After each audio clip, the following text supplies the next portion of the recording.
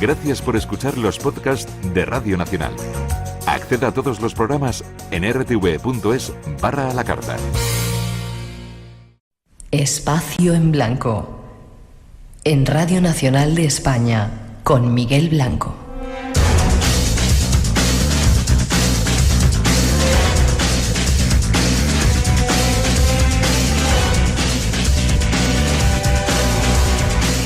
Algunos minutos de las 3, las 2 en las Islas Canarias. Seguimos después de la información al Espacio en Blanco. Regresa a las ondas de Radio Nacional. Un placer que sigas con nosotros ahí en directo en la sintonía de Radio 1 y Radio 5 desde cualquier rincón de este país nuestro, España. Saludos como siempre para todos los que nos sintonizáis desde fuera de nuestras fronteras a través de la radio online. Es un placer que lo hagáis, y para todos los que nos descargáis en el podcast, haciendo que sigamos siendo uno de los programas más descargados de toda la radio. Gracias. Felices vacaciones para todos y estáis disfrutando en este mes de agosto, y para esta segunda hora os hemos preparado 2 temas sugerentes.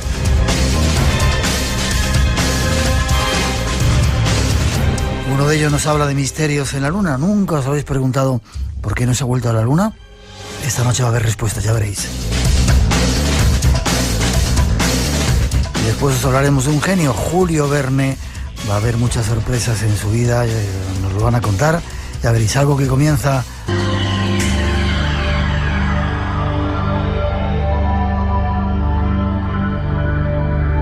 Ahí está la introducción y nos vamos a Cádiz a presentar a nuestro invitado, José Antonio Caravaca. Buenas noches, José Antonio. Muy buenas noches. ¿Cómo estás? Muy bien, encantado de saludarte. Investigador, llevas unos cuantos años metido en estos temas y eras oyente del Espacio en Blanco hace unos cuantos años. Pues la verdad que no podía yo imaginar que cuando era un adolescente y escuchaba tu voz a través de las ondas y me dejaba embarcar en esos viajes hacia el misterio, pues que tendría la oportunidad, como tenía en alguna ocasión, de poder compartir contigo tertulia. ¿Cómo es la vida, eh? Como se suele decir, la vida siempre te depara muchas sorpresas. ¿Cómo es la vida? Y sí, esa señor. es muy agradable. Me alegro mucho. ¿Cuánto tiempo llevas investigando estos temas, José Antonio? Pues ya casi he perdido la cuenta, pero diría que prácticamente ya he hecho casi los 15 años dedicados plenamente a la investigación, sobre todo del fenómeno OVNI. Uh-huh. ¿Has dormido la siesta? He dormido algo porque, como bien sabes, no me gusta trasnochar, pero la ocasión lo merecía. Yo te agradezco, sé que no te gusta trasnochar, has hecho una sesión por estar con nosotros en directo en el programa y te lo agradezco un montón. Has escuchado la introducción, ¿verdad?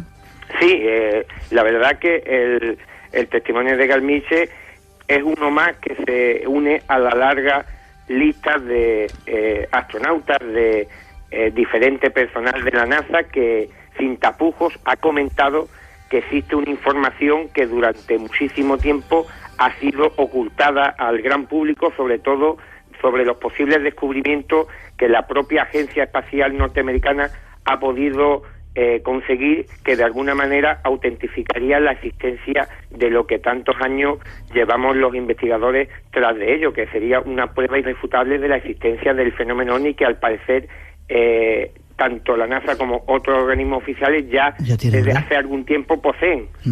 Dime una cosa, ¿por qué crees que se nos ha ocultado, no se nos ha contado la verdad acerca de lo que los astronautas vieron en la Luna y en el resto de las misiones que hicieron? Bueno, no hay que perder la perspectiva y hay que decir y hay que dejar muy claro que la NASA es un organismo militar y por tanto muchos de sus cometidos son secretos, y por ello mucha de la información que han barajado incluso desde los primeros alunizajes pues han permanecido ocultos y solamente han podido conocerse algunos detalles que poco a poco han ido arrojando luz sobre lo que verdaderamente se puede ocultar en los archivos de la NASA, pero creo que sobre todo el motivo principal sería el ocultamiento para seguir investigando, para conseguir más datos, sobre todo porque creo que todavía desconocen la verdadera naturaleza del fenómeno OVNI, y eso es el gran miedo que tienen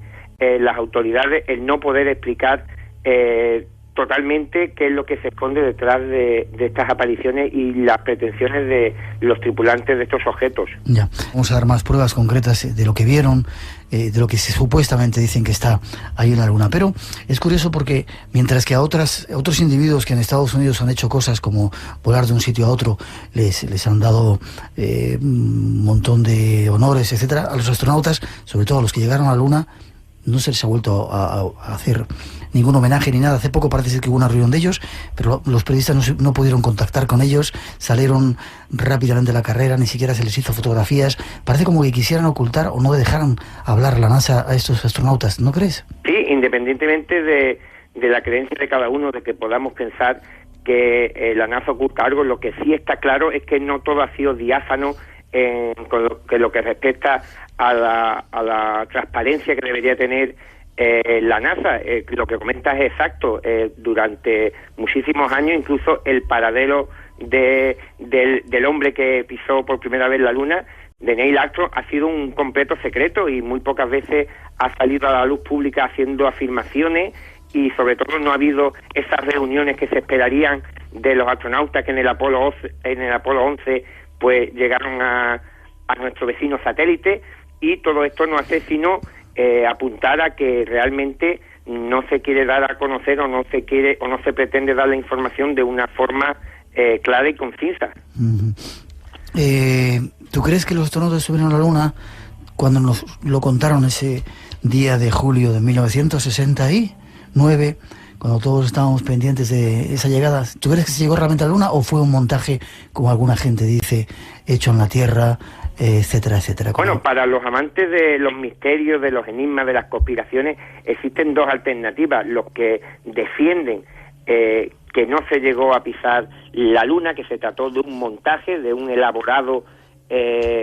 elaborada producción cinematográfica, entre comillas, para mostrar al público que se había conseguido llegar a la Luna. Sobre todo hay que decir que se encontraba en aquella época los Estados Unidos en plena Guerra Fría con la Unión Soviética, y que un fracaso de este tipo pues, hubiera supuesto un duro golpe de cara sobre todo a la opinión pública mundial, y que por ello se recreó lo que sería el alunizaje. Y por otro lado existiría la versión que con la que yo estoy más conforme, a que el alunizaje, o digamos el gran interés que tenía el ejército norteamericano, la NASA, por llegar a la Luna, era por ver lo que durante algunos años habían estado observando a través de telescopios, y es que en la Luna, aunque parezca increíble, había ruinas y había construcciones que no habían sido elaboradas lógicamente por la mano del hombre. Visibles además desde la Tierra, ¿no? Sí, que durante muchos años fueron observadas por diferentes astrónomos y diferentes especialistas que hablaban de la existencia de unas extrañas cúpulas, incluso de unos obeliscos. Hay unas imágenes muy muy interesantes de obtenidas por diferentes satélites, tanto norteamericanos como soviéticos, que en una zona de la Luna también muy cercana a donde el Apolo 11 alunizó, pues existía un complejo de obeliscos que estaban dispuestos geométricamente y que de ninguna forma podía tratarse de construcciones, de cosas naturales puestas allí de una manera natural, sino que tenían un perfecto emplazamiento, eran 8 obeliscos concretamente, y que, como digo, tanto fueron fotografiados por satélites soviéticos como por norteamericanos tiempo antes de que el pie de Neil Armstrong se posara sobre la superficie lunar. Vamos tomando nota. Grandes objetos esféricos, estructuras lineales y extrañas cúpulas sobre la superficie lunar. Y parece ser que se ha vuelto a la Luna. Bueno, la pregunta de siempre, ¿por qué no se ha vuelto más veces a la Luna? De repente toda la carrera espacial, cuando ya habíamos puesto el pie allí, ¿se detuvo? ¿Por alguna razón? Bueno, sobre esto también existen varias hipótesis. Se dice incluso que la Luna fue bombardeada por el ejército norteamericano para borrar el rastro de estas construcciones. ¿Qué me dices? Y que incluso la radioactividad que quedó en el lugar, puesto que fue bombardeada con bombas nucleares. También hay que decir que esta teoría tiene también su parte real, en el sentido de la documentación existente, y es que en la década de los 50 y los 60, tanto los Estados Unidos como los soviéticos tenían sobre la mesa diferentes proyectos para enviar armas nucleares a la Luna, para probarlas, y al parecer esto no se llevó a cabo, pero de hecho estos informes existen y de hecho parece ser una prueba concluyente de que posteriormente pudiera ser utilizado para, como defienden algunos investigadores, eliminar esa prueba que existiría sobre la superficie lunar de esas construcciones que, como digo, según los pocos indicios que han podido ser conocidos, se encontraban abandonadas cuando los norteamericanos llegaron a la Luna, y parecían incluso que llevaban, por la erosión que tenían algunas de estas ruinas, que llevarían muchísimo tiempo abandonadas y que no pudieron determinar nada más que se encontraban sin ningún tipo de signo de vida. No había escuchado nunca eso de que habían bombardeado la Luna. Apuntamos también ese dato. No me gustaría que alucináramos mucho esta noche, pero más datos concretos. En 1994 hubo una empresa que pasó desapercibida para la mayoría de la gente. El regreso a la Luna por parte de los Estados Unidos fue a través de una pequeña sonda llamada Clementina, cuya tecnología era de fruto de la entonces inactiva Iniciativa de Defensa Espacial, impulsada en los años 80 por el presidente Ronald Reagan. Esta sonda llegó a la Luna, hizo una serie de fotografías y trajo fotografías clarísimas de esos grandes objetos, las estructuras lineales y las extrañas cúpulas sobre la superficie lunar. 1994 estamos hablando. Increíble, ¿no? Sí, y sobre todo también hay que decir que toda esta información no parte de gente extraña. Ha habido gente como Richard Hoagland, asesor de la NASA, que incluso en rueda de prensa ha dicho que durante las misiones en la Luna se ha conseguido productos artificiales extraídos de las citadas construcciones que han sido utilizadas por diferentes naciones. Incluso apunta a que Estados Unidos, obviamente, tanto China como la Unión Soviética, pues se han aprovechado de esta tecnología, entre comillas, que ha sido conseguida a raíz de conseguir restos que aún se conservaban en las ruinas que han sido visitadas, que han sido filmadas en algunas misiones que se han mantenido en total secreto. Luego te voy a pedir, José Antonio, pruebas, de alguna forma indicios, lugares donde podamos informarnos más de todo esto, porque es muy fuerte lo que estás diciendo. Seguimos adelante, queremos daros más datos, en principio, de lo que vieron los astronautas en la Luna y en otras misiones espaciales, y luego queremos hablaros de un personaje increíble, Julio Verne, que también tiene que ver un poco con la Luna. Seguimos adelante después de esa introducción.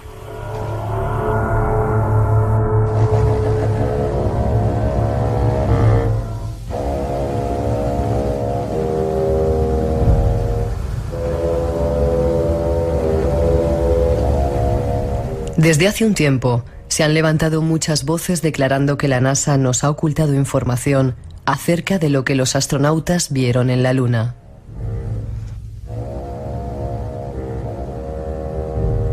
Parece que en nuestro satélite existen muchas más cosas que las que nos han contado. Hay muchas teorías que circulan por ahí que lo aseguran. La teoría más creíble indica que el hombre sí estuvo en la Luna, pero varias fotos fueron realizadas en estudios de la Tierra, debido a que las fotografías originales contenían ovnis y estructuras lunares extraterrestres.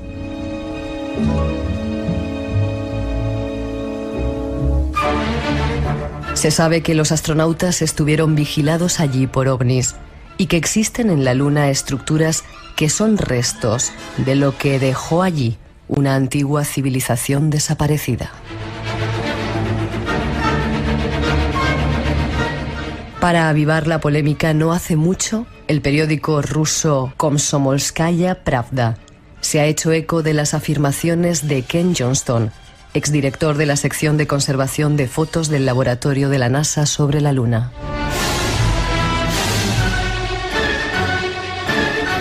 Estas afirmaciones aseguran que existen vestigios de construcciones humanas de antigüedad remota y que dichas evidencias se hallan perfectamente documentadas a través de las fotografías y filmaciones que obtuvieron los astronautas en 1969.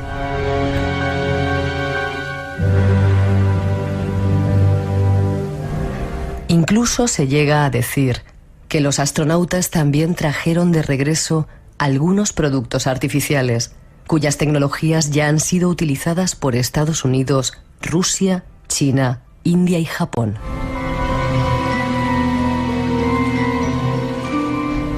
Son muchas las dudas y los interrogantes que se plantean en torno a la carrera espacial. Nuestro invitado nos trae algunas respuestas esta noche. José Antonio, no me gustaría caer un poco en dar datos así de alucinado, de gente conspiranoica, sino tratar un poco de ceñirnos a lo que está más probado. Desde ese punto de vista, ¿qué podemos decir que vieron los astronautas en la Luna? Bueno, ¿Y quién fue el primero en encontrarse con ello? Como bien se decía en esta introducción que hemos escuchado, muchas imágenes que se ofrecen en diferentes medios de comunicación, sobre todo a través de Internet, han sido facilitadas por Ken Johnston, que ha sido un trabajador de la NASA que ha tenido un alto cargo, sobre todo a la hora de calibrar y de archivar imágenes que se han obtenido en la Luna, y que él fue el primer sorprendido cuando se dio cuenta que algunas de estas imágenes que habían sido ocultadas mostraban construcciones artificiales sobre la superficie de la Luna. Discúlpame, ¿qué tipo de construcciones? ¿Tipo edificios eran? Sí, como digo, la mayoría de los edificios parecen derruidos, parece que llevan muchísimo tiempo abandonados, presentan erosiones, pero que en las fotografías se aprecia que tienen esquinas, que presentan formas cuadradas, algunos parecen incluso que se elevan y proyectan sombras sobre la superficie lunar. Lo más sorprendente, las imágenes que a mí particularmente más me han sorprendido fueron las que obtuvieron tanto el satélite soviético Lunar 9 como el Orbiter 2 de los Estados Unidos, que el 20 de noviembre de 1966 fotografiaron lo que comentaba anteriormente, este complejo de obelisco situado en distintos puntos de la Luna, y que sin lugar a dudas elevan una gran interrogante sobre este tipo de construcciones, quién las pudo edificar, y quizás la pregunta más controvertida, la que puede llevar a especular, la que puede elevar muchísimas interrogantes, es su posible vinculación con culturas que se han producido aquí en nuestro planeta hace ya mucho tiempo, y me remito a Egipto, que bien conoces, Miguel. Egipto. Quizás estuvieron allí los que realmente, los constructores de las pirámides y todo eso.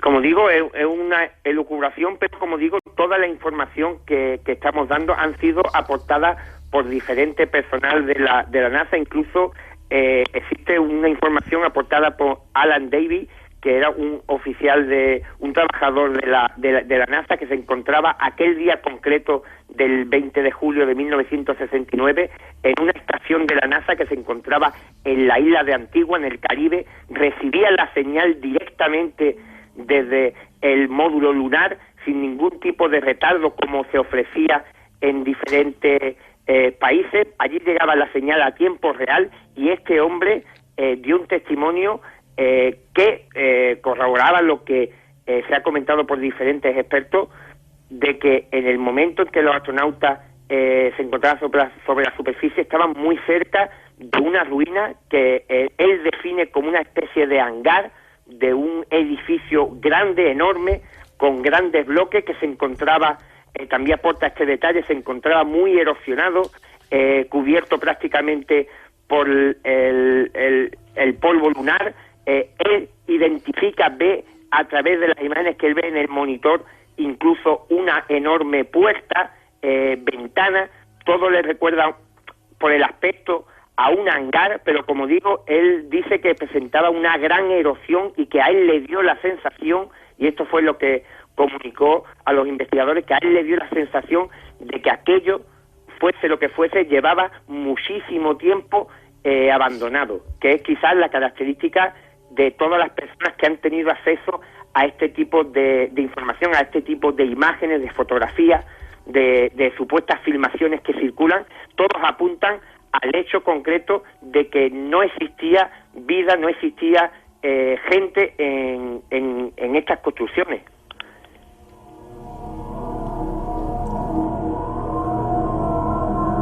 Tenemos aquí sobre nuestra mesa unos cuantos documentos que hemos podido localizar entre lo mucho que hay acerca de este tema, y dice que el 8 de abril de 1964 la NASA lanzó desde Cabo Kennedy la primera cápsula Gemini con instrumental sensible.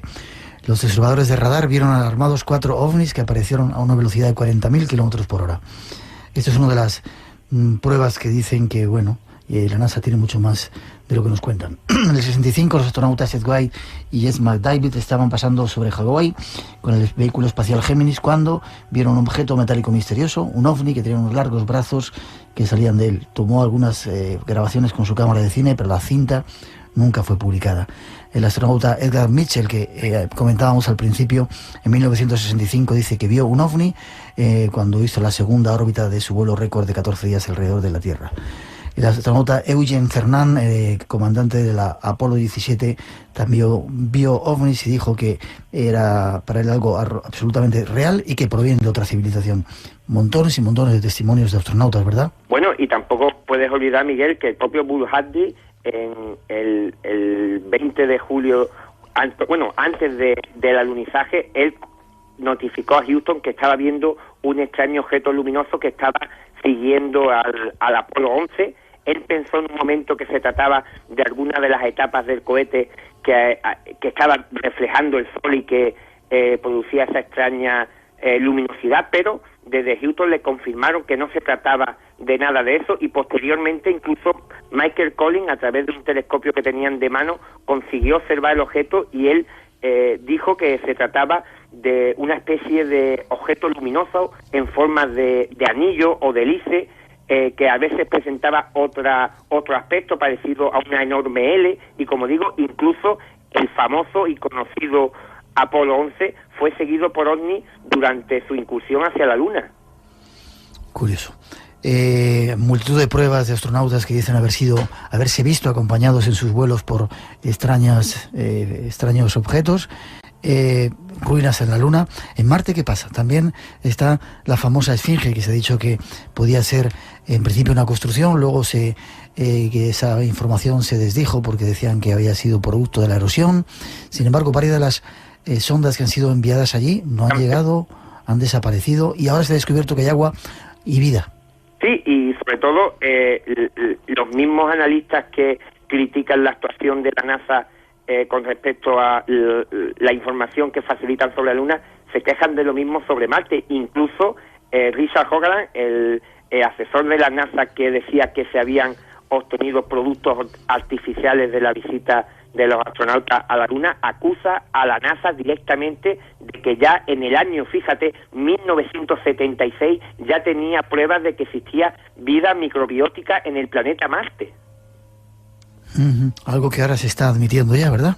Para que veamos que existe muchísima información, y sobre todo, como digo, de gente que ha trabajado directamente durante mucho tiempo en la NASA, y que acusa, sobre todo, como digo, a la NASA de ocultar la información, de no dar a conocer toda la información que posee. Hay una cosa que todos tus oyentes tienen que tener en cuenta, y es que si analizan las fotografías que la NASA oficialmente muestra de la Luna, verá que siempre el horizonte aparece como recortado, no se ve el cielo estrellado como denuncian muchos expertos en fotografía que debería de verse, y parece ser que prácticamente lo que se muestra en la fotografía acaba a escasos metros detrás de los astronautas. Parece que todas las fotografías están muy delimitadas para no mostrar más allá de lo que la NASA pretende que se vea, e incluso, como se decía en una de las introducciones, muchas de las fotografías que se han mostrado al gran público parecen haber estado hechas dentro de un plató cinematográfico, dentro de un estudio para presentar fotos con mayor nitidez. E incluso se decía que las imágenes de vídeo las imágenes de cine que se mostraban en las televisiones, pues habían bajado la resolución para que tampoco se apreciara con tal detalle la información visual que se estaba transmitiendo desde la Luna. También hay otro detalle que tampoco se ha comentado, y es que al poco de que Neil Armstrong bajara a la Luna, él llevaba todo su su cuerpo monitorizado desde Houston para comprobar sus constantes vitales, y en un momento concreto las pulsaciones se dispararon, llegó prácticamente a tener 150 pulsaciones por minuto, y todo ello obedece quizá al momento en que descubre de cerca estas construcciones, e incluso decía en una comunicación apócrifa que existe entre la comunicación de Neil Armstrong y Houston, que decía que se sentía observado como si hubiera gente sobre la superficie lunar. Esto no se ha conocido a través de los medios de la comunicación que se ha establecido por parte de NASA, sino son de radioaficionados, de gente que captó esta, como digo, una comunicación apócrifa que circula en diferentes medios, y que al parecer incluso se baraja la posibilidad de que en el famoso alunizaje pues tuvieran algún tipo de encuentro cercano con algún tipo de seres que los esperaban allí sobre el mar de la tranquilidad, que al parecer ni era tan mar ni estaba tan tranquilo. Un lugar donde han desaparecido también, parece ser, algunos de los artefactos humanos que iban allí. José Antonio, en un momento cambiamos de tema rápidamente y nos vamos a hablar de un personaje que contaba algunas historias sobre la Luna, pero ¿por qué no han vuelto a la Luna y cuándo se va a volver? ¿Sabes algo? Bueno, pues ahora, desde que los chinos dijeron que querían poner a un asiático sobre la superficie lunar, parece que ha vuelto el interés sobre la Luna, sobre todo para utilizarlo en una especie de etapa antes de la conquista del planeta Marte, y parece que se está reanudando ese interés que durante mucho tiempo ha estado olvidado por nuestro vecino satélite. ¿Y tú crees que llegaremos algún día a saber toda la verdad sobre lo que vieron en la Luna los astronautas? ¿Crees que algún día podremos saber la verdad? Eso esperaremos, ¿no, Miguel? Recuerdo un programa que hizo Juanjo Benítez, nuestro común colega, en el que él daba pruebas, decía, de lo que habían encontrado ahí en la Luna. Bueno, Juanjo Benítez ha sido, digamos, a nivel internacional, uno de los baluartes a la hora de denunciar el ocultamiento que la NASA ha hecho sobre los descubrimientos que ha habido en la Luna, y ha sido el principal motor, digamos, en nuestro país de que conozcamos de que existen construcciones en la Luna que han sido, digamos, silenciadas. Ya. Sin embargo, mucha gente criticó ese programa de Juanjo y las supuestas pruebas que ofrecía, pero lo que sí parece cierto es que hay un montón más de pruebas y de indicios que están asegurando que no estamos solos allí arriba, ¿verdad? Eso por supuesto, y yo rompo una lanza en favor del amigo Juanjo, que fue valiente como ninguno a la hora de presentar lo que no era una teoría, una hipótesis personal, sino el fruto de una investigación llevada a cabo durante muchísimo tiempo, parte de la que yo he conocido, y que no solamente se apoya en el testimonio de uno ni dos, sino hablamos de varias personas que han trabajado en NASA y que le han podido facilitar esa información con la que él ya elaboró ese fantástico documental que fue Mirlo Rojo. Uh-huh. Antes de terminar, no solamente los americanos vieron cosas en la Luna, también los rusos, ¿verdad? En sus salidas han tenido sentido de cerca esas presencias. Sí, y como digo, la gran carrera espacial que emprendió con los Estados Unidos en la década de los 60 para llegar a la Luna era probablemente para ver qué secreto podían extraer de aquellas ruinas que observaban desde tierra.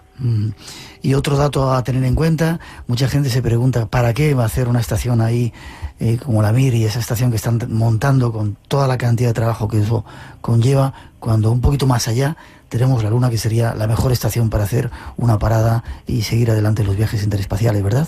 La verdad que sí, y como digo, la teoría, o digamos los investigadores que han defendido que la Luna ha sido bombardeada con bombas nucleares para hacer desaparecer esa irritante evidencia de la existencia de vida extraterrestre sobre la superficie lunar, parece que de alguna manera apoyan esto.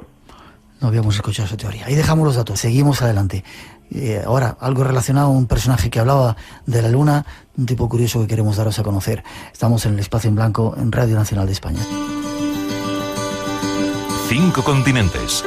La información internacional en Radio 5. Análisis, reportajes, entrevistas. Vamos a acercarles a la realidad del mundo desde todas las facetas posibles. 5 continentes.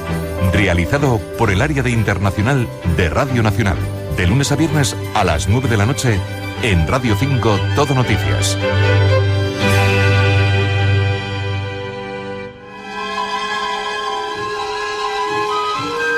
El archivo de Espacio en Blanco. Julio Verne, ese fascinante escritor que nos asombró a todos, dejó sellada en una de sus obras mucho de los misterios que se podían encontrar en la Luna. Y al leerla nos preguntamos si solo fue una obra literaria o si había mucho más en todo ello. ¿Quién era este inquietante personaje? ¿Un escritor? ¿Un iniciado? ¿O quizás algo más? En 1870 escribió Alrededor de la Luna, la segunda parte de la Tierra a la Luna. Esta obra es la que más alimenta el misterio en torno a este autor.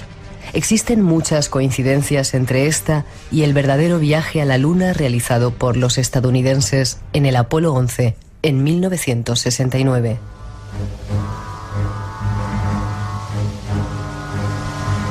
El primer hecho curioso es que Julio Verne se aproxima mucho en cuanto a la latitud y longitud al lugar de salida y de caída de su nave ficticia.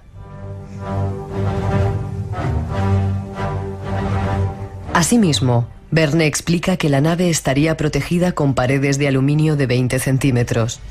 Las paredes del Apolo estaban hechas con paredes de aluminio de 30 centímetros.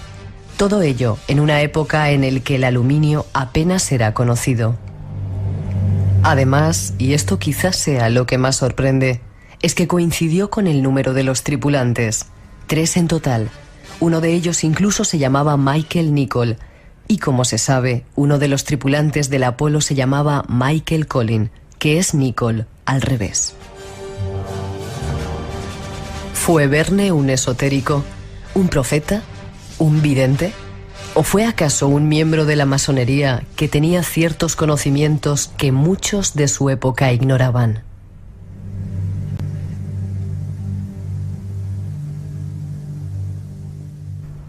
Es parte del misterio de este personaje singular, pero hay mucho más. Nuestro invitado nos cuenta. Qué curioso personaje, Julio Verne, ¿verdad? Sí, y sobre todo la información que dejó en muchísimas de sus novelas para que con el transcurrir de los años las releyéramos y encontráramos esa información que de alguna manera demostraría que Julio Verne era un gran visionario. ¿Visionario o algo más?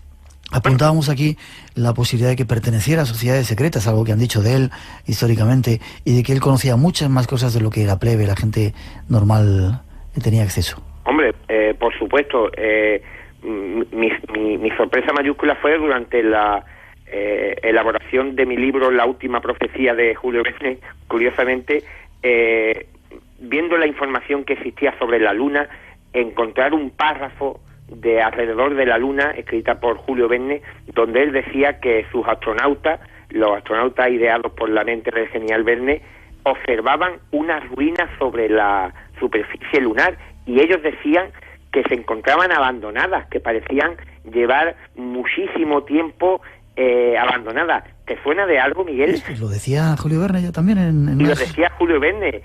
Incluso él decía concretamente que podían pertenecer a una pretérica civilización. Fíjate, se apuntaba fino el amigo Verne a la hora de incluir cierta documentación en sus novelas, que no sabemos a ciencia exacta de dónde extraía esa información, pero que de alguna manera parecía apuntar que Julio Verne tenía un conocimiento especial sobre muchísimas cuestiones que de una manera natural o a través de el conocimiento adquirido a través de la lectura pues no podía tener simplemente. Y también hay otro detalle que también descubrí, fíjate, curiosamente en Alrededor de la Luna, la única cita textual que aparece en el libro dada por un científico, en este caso es por un astrónomo francés, al que cita nada más que por su apellido, Arago, consultando en un mapa lunar, descubrí que Arago tenía un cráter, y fíjate que el cráter se encuentra muy cerca de donde aluniza el Apolo 11, muy cerca del cráter Morke, que es el cráter que tanto Juanjo Benítez como otros investigadores apuntan a que se encuentran las ruinas, y concretamente Julio Verne inserta el nombre de Arago muy pocas líneas antes de hablar de la ruina. ¿Quería darnos algún tipo de indicación? Qué curioso. Hablando de Benítez, hemos tenido una avalancha de llamadas, de preguntas acerca de la Luna. Quizá tenga que traerte otro día al programa. Dice que hables de Mirlo Rojo, ese supuesto confidente que dijo a Benítez que había construcciones en la Luna. A Benítez se lo dijo Mirlo Rojo, a lo mejor Julio Verne tenía también otra serie de confidentes. ¿Pero quién era Mirlo Rojo? Bueno, Mirlo Rojo es un antiguo trabajador de la NASA que se puso en contacto con Juanjo Benítez y le informó que tenía una grabación realizada sobre un monitor de la NASA donde se veían estas construcciones. Existía esta cinta que al parecer era una gran prueba de la existencia de este tipo de construcciones en la Luna, y de ahí fue de donde comenzó a tirar del hilo el genial Benítez y a conseguir otros testimonios análogos de personal de la NASA que había tenido acceso a diferente documentación, pero toda referente a lo mismo, a la existencia de este tipo de construcciones que de hecho representaría el mayor descubrimiento de la humanidad, que no sé por qué razón concreta, lo hablábamos anteriormente, ya te di algunos esbozos, pero realmente, sinceramente, no sé por qué la NASA se ha erigido como dueña de esta información y ha privado, si esto es cierto, y todo parece apuntar a que realmente tiene que haber algún viso de realidad en todo lo que se comenta, porque son muchísimas las personas, sobre todo no estamos hablando en este caso de investigadores que especulan, que han conocido información, sino estamos hablando de trabajadores de la NASA, sobre todo, que denuncian abiertamente este tipo de manipulación, de ocultación de información. No hablan de pacto entre gobierno y seres alienígenas, no hablan de nada extravagante, simplemente dan a conocer que existe una información que, por lo que comentaba, por razones que ni siquiera podemos llegar a aventurar, pues se ha privado a la humanidad de conocer este gran descubrimiento. Benítez tenía su confidente, a lo mejor Julio Verne, como decía antes, tenía también contacto con los otros seres, porque es muy curioso, mucha gente que pueden ser casualidades, pero hay multitud de hechos concretos que Julio Verne reflejó en sus obras y que han sido absolutamente refrendados 200 años después. ¿Por qué? ¿Quién era este personaje? ¿Por qué escribía así? Bueno, se dice que Julio Verne pudo pertenecer a alguna sociedad secreta en la que le iniciaron en algunos rituales, por lo cual él pudo desarrollar esa clarividencia, entre comillas, que él ya poseía de una manera innata, y que él consideró que la mejor forma de dar a conocer esa información que él extraía de esos estados alterados de conciencia sería a través de su literatura, porque hay que dejar claro que no existe ninguna similitud en la literatura mundial con ningún escritor que reúna en casi todas sus obras algún tipo de vaticinio. Julio Verne adelantó el uso de la electricidad, que sería el motor del mundo, el hecho de los vehículos, los rascacielos. Él ya veía que las construcciones de las casas no tenían futuro, sino que había que edificar hacia arriba, e incluso hacía otras predicciones no tan halagüeñas. Él hablaba incluso en París en el siglo XX, hablaba de la silla eléctrica para dar muerte a los reos, a los criminales. Y como digo, si bien había algún tipo de vaticinio que podía haber sido adjudicado a su gran visión de futuro a través de la lectura, puesto que hay que decir que Julio Verne era un lector empedernido, era un hombre de ciencia que consultaba a muchísimos expertos a la hora de elaborar sus novelas, y podíamos hacer dos distinciones en sus profecías, entre las que pudo de alguna manera tener activo a través de este tipo de lecturas, de este tipo de conversaciones que él mantenía con diferentes científicos, pero sin embargo existe otro tipo de profecías, entre comillas, que no tienen ningún tipo de explicación, porque fíjate, cuando hablábamos de la Luna, yo descubrí curiosamente que en el capítulo 11, de Alrededor de la Luna, la última palabra del capítulo es Apolo. Apolo, que tiene que ver con el proyecto, ¿verdad? Apolo 11. Qué curioso.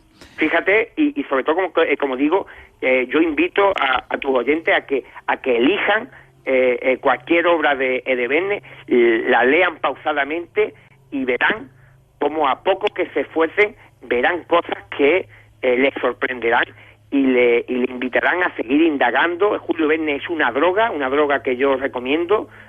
Su lectura es apasionante y, como digo, todavía existe muchísimo que descubrir en multitud de sus novelas que son como terrenos inexplorados para todo aquel explorador que se sienta con fuerza y con ánimo de adentrarse en el apasionante mundo de Julio Verne. Algo que has hecho tú, y resaltando algunos de los datos, escribió un libro que se llamaba La invasión del mar, en el que contaba que Europa sería cubierta por las aguas, las mismas que llegarían de los polos, producto de un deshielo a consecuencia de un cambio climático provocado por los hombres.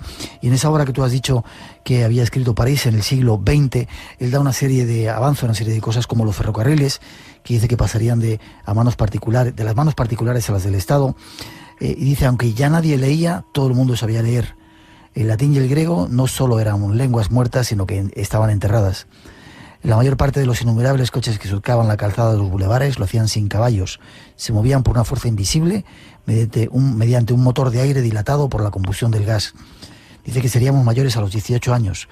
Dice que se comprende que en esta época de negocios el consumo de papel aumentase en proporciones inesperadas. Los bosques ya no servirían para la calefacción, sino para la impresión. Un montón de cosas que hemos visto que se han hecho ciertas, ¿verdad? Sí, y sobre todo también en campo un tanto más siniestro. Hay una novela muy desconocida de Julio Verne que se llama El experimento del Dr. Ox, escrita en 1874, donde habla del control mental de una manera muy simbólica y directa. Habla de una población de Flandes que son muy pacíficos y que, sin embargo, un maquiavélico científico, a través de alterar el oxígeno, consigue que se vuelvan violentos y que incluso cometan crímenes. Habla de una cosa que actualmente ha sido desarrollada hace ya algunas décadas por diferentes gobiernos para el tema del control mental, y es curioso que ya Julio Verne, fíjate, en una fecha tan lejana hablara de la posibilidad de cambiar la actitud de las personas a través de diferentes elementos. Qué curioso. ¿Cómo te dio a ti por estudiar a Julio Verne? ¿Por qué?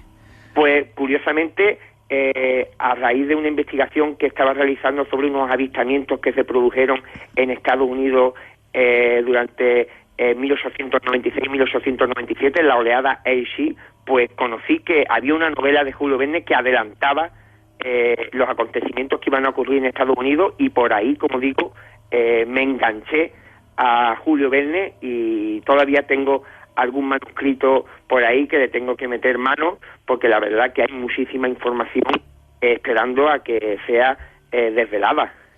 ¿Hay manuscritos que posees y que no se han publicado? ¿Hay mucho que no se haya publicado de Julio Verne? Creo que sí, sobre todo también hay cosas relacionadas con el eterno misterio de René Le Chateau, que parece que todavía hay mucho que desvelar en este asunto, y que Julio Verne, al parecer, conocía cierta información y que pudo dejar escrita en una de sus novelas. Ya. 2 minutos nos quedan. ¿Alguna profecía que quieras resaltar de Julio Verne que se haya cumplido o que esté por cumplirse en este tiempo, antes de marcharnos? Bueno, pues yo sobre todo lo que quizás el mensaje que Julio Verne dejó es que todo aquel que se considera depositario de una información, creo que debe darla a conocer, ya sea a través de un libro, a través de cualquier tipo de documentación, y creo que ese fue el principal mensaje de Julio Verne, que lejos de oscurantismo, lejos de secretismo, Julio Verne, todo el conocimiento que él pudo adquirir, pues lo dejó escrito. Creo que ese es el mayor mensaje que ha podido dejar el regalo a la posteridad, que el conocimiento, la información, es para darla a conocer. Ya. Para terminar, hay una profecía curiosa de ese libro de París, me llama mucho la atención. Dice, en ese tiempo ya no hay mujeres, se han pasado al género masculino y ya no merecen la mirada de un artista ni la atención de un amante. Qué curioso, ¿no? Sí, curioso. Y curiosamente, París en el siglo XX fue considerada en su época una novela muy pesimista, y por eso no fue publicada, y fue redescubierta por el nieto de Julio Verne y publicada no hace demasiado tiempo. Espera, un nieto que le quiso matar, ¿no? Bueno, era un familiar, un sobrino, que tenía cierto desequilibrio mental y que atentó contra la vida de Julio Verne, produciéndole una cojera que le acompañó de por vida cuando disparó el arma, y con mala fortuna pues le dio en la pena. Bueno, con mala fortuna en este sentido buena, porque no lo mató, pero sí le dejó esa cojera que ya acompañó al amigo Verne hasta el fin de sus días. Ya, y lo curioso es que en su tumba hay una estatua como que está saliendo del ataúd de... Sí, parece que tiene también una simbología sobre la que Juanjo Benítez discurre en su libro Yo, Julio Verne, y que incluso parece que existe toda una serie de elementos que parecen apuntar también a un conocimiento incluso del propio Julio Verne sobre el día en que iba a fallecer.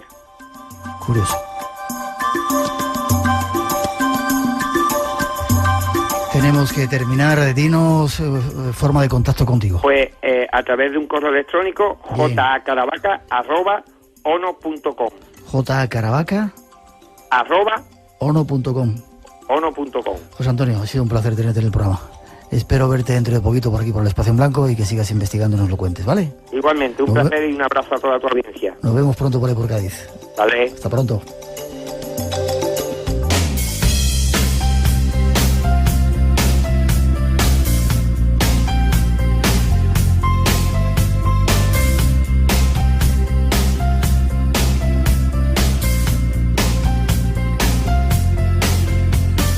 Se acercan las 4, las 3 en las Islas Canarias, y terminamos por hoy con el deseo de que hayáis disfrutado de este tiempo especial de radio, estas 2 horas aquí en Radio Nacional. Felices vacaciones, estos últimos días de vacaciones, si estás en este mes con ellas, y a prepararse para ese nuevo curso que comienza. Nosotros volvemos en 7 días. En ese tiempo, una nueva cita espera, no te la pierdas. Disfruta de la radio aquí en Radio Nacional. Nos vemos en el Espacio en Blanco, y ahora hasta las 4 os dejamos con un poquito de nuestra mejor música. Cuidaros, nos vemos prontito.